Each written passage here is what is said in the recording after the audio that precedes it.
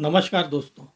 29 जुलाई को लोकसभा में ऑपरेशन सिंदूर के दौरान चर्चा करते समय देश के गृह मंत्री अमित शाह कई बड़े खुलासे देश के सामने करते हैं। अमित शाह अपनी बात टू द पॉइंट कहने में माहिर माने जाते हैं और उस दिन वे इसकी तैयारी करके आए थे, काफ़ी आक्रामक नजर आ रहे थे। गृह मंत्री अमित शाह सबसे पहले ऑपरेशन महादेव के बारे में बहुत बड़ा खुलासा करते हैं। उनका कहना है ऑपरेशन महादेव की शुरुआत 22 मई को शुरू की गई और इसी दिन सुरक्षा एजेंसियों को पहलगाम के हमलावरों की जानकारी मिली थी। इन हमलावरों के मोबाइल के अल्ट्रा सिग्नल प्राप्त हुए थे। पहलगाम के हमलावर चीनी मोबाइल और नेटवर्क का इस्तेमाल कर रहे थे। वे आगे अपने इस बयान में कहते हैं कि पहलगाम की घटना के बाद सुरक्षा यंत्रणा द्वारा यह सबसे पहले सुनिश्चित किया गया कि यह हमलावर सीमा पार न जा सके, पाकिस्तान भाग न पाए, इसकी पूरी व्यवस्था की गई। 22 मई से ऑपरेशन महादेव की शुरुआत की गई और 22 मई से 22 जुलाई तक बीएसएफ, एनआईए, जम्मू कश्मीर की पुलिस यह लगातार इन आतंकवादियों को ट्रेस करने में लगी थी, पहाड़ियों में इन्हें ढूंढ रही थी और आखिरकार 22 जुलाई को हमारी सिक्योरिटी फोर्सेस को इसमें सफलता मिलती है और पहलगाम के राक्षसों का खात्मा किया जाता है। ऐसे ही कई बड़े खुलासे और सच्चाई गृह मंत्री अमित शाह अपने बयान के जरिए देश के सामने रखते हैं, जिसे आज हर भारतीय को यह जानना चाहिए, यह सुनना चाहिए। और आगे हम इस वीडियो में गृह मंत्री अमित शाह के द्वारा किए गए ऐसे ही खुलासे पर चर्चा करेंगे। तो आपसे विनंती है, मेरा यह वीडियो आखिर तक देखिए, अच्छा लगे तो इसे लाइक करें, शेयर करें और आपसे अनुरोध है मेरे इस चैनल को सब्सक्राइब करें। नमस्कार दोस्तों, मैं राजेंद्र दाइमा आपका स्वागत करता हूं मुंबई टुडे लाइव चैनल में। पहलगाम हमले पर आगे अमित शाह अपने बयान में कहते हैं कि जिस दिन 22 अप्रैल को यह घटना हुई उसी दिन सरकार यह तय कर लेती है कि इसकी जांच एनआईए को दी जाएगी, क्योंकि एनआईए यह एक वैज्ञानिक तौर पर और पूरे विश्व में जानी मानी संस्था है और एनआईए का स्ट्राइक रेट यह 96% है। एनआईए को आतंकवादी हमलों की जांच में महारत मिली हुई है और एनआईए पहलगाम हमले में करीब 1055 लोगों के बयान दर्ज करती है, उनसे पूछताछ करती है और यह करीब 3000 घंटे से ज़्यादा समय की पूछताछ होती है और पूरी पूछताछ और जांच यह वीडियोग्राफी की जाती है। ऑपरेशन महादेव पर जानकारी देने के बाद गृह मंत्री अमित शाह यूपीए सरकार, जिस समय देश के प्रधानमंत्री डॉक्टर मनमोहन सिंह थे, 2004 से लेकर लगातार 2014 तक यूपीए की सरकार थी, उस कार्यकाल के दौरान आतंकवादी हमलों की जानकारी देते हैं। साथ ही वे प्रधानमंत्री नरेंद्र मोदी जब से 2014 से प्रधानमंत्री बने हैं तब से लेकर आज तक 2025 तक प्रधानमंत्री नरेंद्र मोदी के भी कार्यकाल की पूरी जानकारी देते हैं। एक तरह से वे दोनों सरकारों की तुलनात्मक जानकारी सदन के सामने रखते हैं।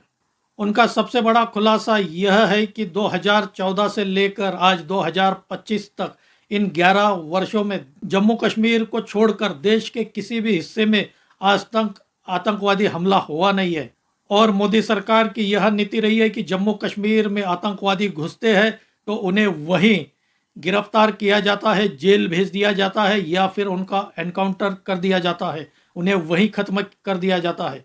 वे आगे अपने बयान में यह भी कहते हैं कि अब आतंकियों के शव उनके परिवारों को सौंपा नहीं जाता है। जहां आतंकवादी को मारा जाता है वहीं उसे गाड़ दिया जाता है, वहीं उसे दफना दिया जाता है।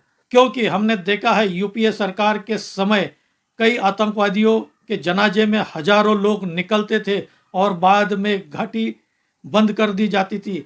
डॉक्टर मनमोहन सिंह की जब सरकार थी, एक समय तो 123 दिनों के लिए घाटी बंद थी, लोग वहां प्रदर्शन कर रहे थे।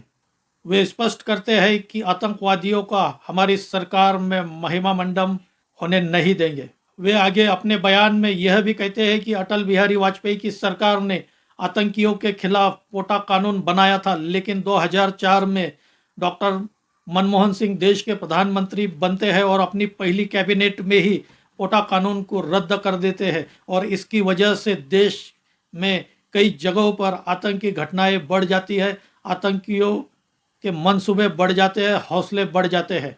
इसके बाद तो अमित शाह पूरी लिस्ट संसद में देते हैं। उनका कहना है 2005 की शुरुआत में अयोध्या में रामलला मंदिर के टेंट पर हमला होता है। 2006 में मुंबई में लोकल ट्रेन में सीरियल ब्लास्ट होता है जिसमें 187 लोग मारे जाते हैं। 2006 ही में दोड़ा उधमपुर में हिंदुओं पर हमला होता है जिसमें 47 लोग मारे जाते हैं। 2007 में हैदराबाद में आतंकवादी हमला होता है जिसमें 44 लोग मारे जाते हैं। 2007 में ही यूपी के लखनऊ वाराणसी में ब्लास्ट होते हैं जिसमें 13 लोगों की जान जाती है। 2008 में रामपुर के सीआरपी कैंप पर हमला होता है। 2008 में ही श्रीनगर में आर्मी के काफिले पर हमला होता है जिसमें 10 सुरक्षा बल के जवान मारे जाते हैं। 2008 में अब तक का देश का सबसे बड़ा हमला होता है मुंबई हमला, जिसमें करीब 286 लोगों की जाने जाती है। 2008 में ही जयपुर में 8 जगह ब्लास्ट होते हैं जिसमें 64 लोग मारे जाते हैं। 2008 में ही अहमदाबाद में 21 ब्लास्ट होते हैं जिसमें 57 लोग मारे जाते हैं। नई दिल्ली में 5 जगह ब्लास्ट होते हैं जिसमें 22 लोग मारे जाते हैं। महाराष्ट्र के पुणे में जर्मन बेकरी में ब्लास्ट होता है जिसमें 17 लोग मारे जाते हैं। 2008 में करीब 8 जगहों पर देश में हमले होते हैं। 2010 में वाराणसी में आतंकवादी हमला होता है। 2011 में फिर मुंबई में 3 जगह बॉम्ब ब्लास्ट होते हैं जिसमें 27 लोग मारे जाते हैं। अमित शाह कहते हैं कि 2004 से लेकर 2014 तक, जब 10 साल तक यूपीए की सरकार थी, देश भर में करीब 27 जगहों पर आतंकवादी हमले हुए और 1000 से ज़्यादा लोग इन हमलों में मारे गए। लेकिन जब से प्रधानमंत्री नरेंद्र मोदी ने 2014 में प्रधानमंत्री पद की शपथ ली, उसके बाद देश में कहीं पर भी एक भी हमला हुआ नहीं है। वे अपने इस बयान के समय विपक्ष के नेता राहुल गांधी को भी एक चैलेंज देते हैं कि 2004 से लेकर 2014 तक हुए इन हमलों में सरकार ने पाकिस्तान के खिलाफ या आतंकवादियों के खिलाफ क्या एक्शन लिया, उसकी वे जानकारी दे। वे अपने बयान में कहते हैं कि सिर्फ अपनी वोट बैंक की वजह से यूपीए की सरकार पाकिस्तान को सिर्फ डोजियर पर डोजियर भेजती रही, लेकिन पाकिस्तान के आतंकियों के खिलाफ कोई भी कार्रवाई करने से बचती रही है।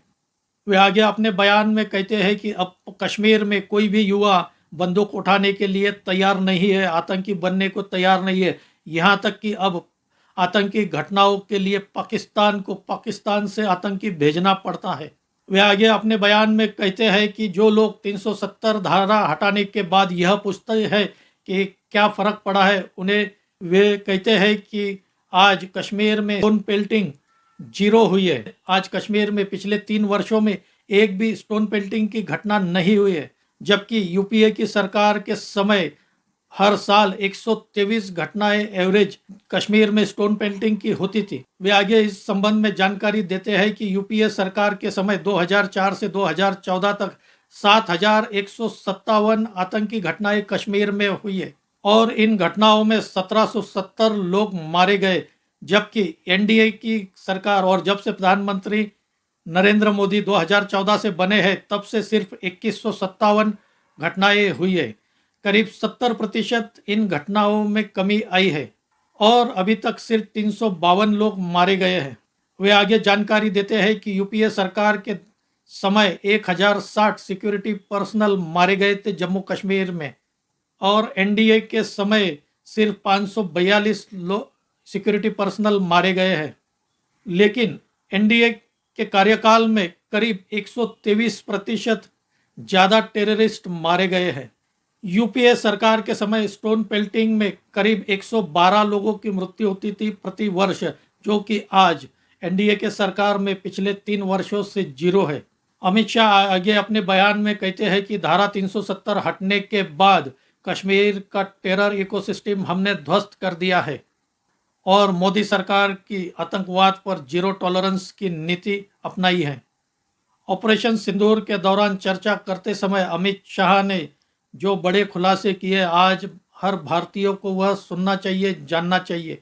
दोस्तों, आपको यह वीडियो कैसा लगा आप कमेंट करके बताइए। मेरा यह वीडियो अच्छा लगा हो तो इसे लाइक करें, शेयर करें और मेरे इस चैनल को सब्सक्राइब करें। आज यही रुकते हैं।